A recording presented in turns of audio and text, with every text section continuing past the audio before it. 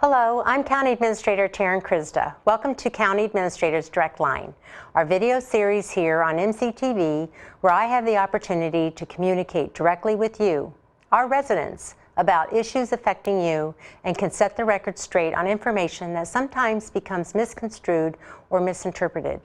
On this edition, we'll discuss recent developments in our fight against the All Aboard Florida. On May 10, the U.S. District Court Judge Christopher Cooper made a ruling on a case that Martin and Indian River counties brought forward in 2015 related to All Aboard Florida.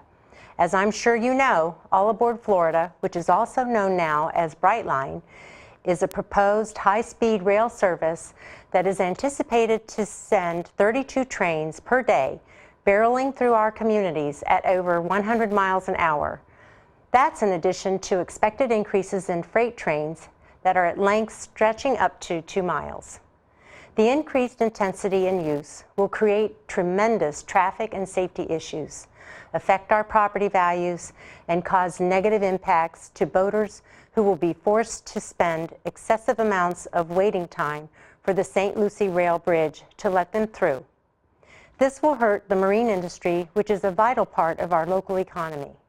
When we brought forward this case in 2015, All Aboard Florida had been approved to receive $1.75 billion in taxpayer-subsidized bonds from the Florida Development Finance Corporation.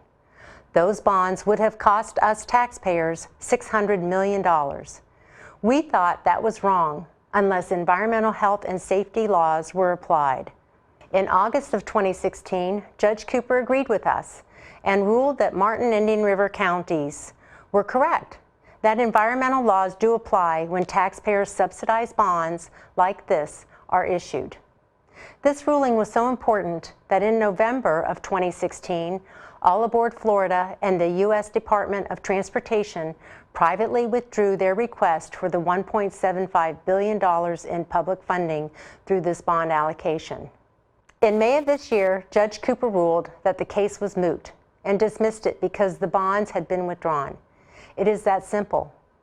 While All Aboard Florida has tried to portray the dismissal of the case as a victory, it was actually a defeat of their effort to skirt compliance with federal and state environmental standards.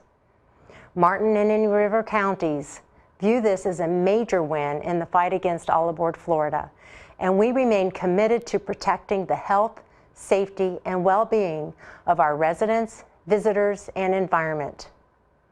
I'll see you next time for another edition of County Administrator's Direct Line. In the meantime, feel free to reach out to me directly at 772-288-5939. Thanks for watching.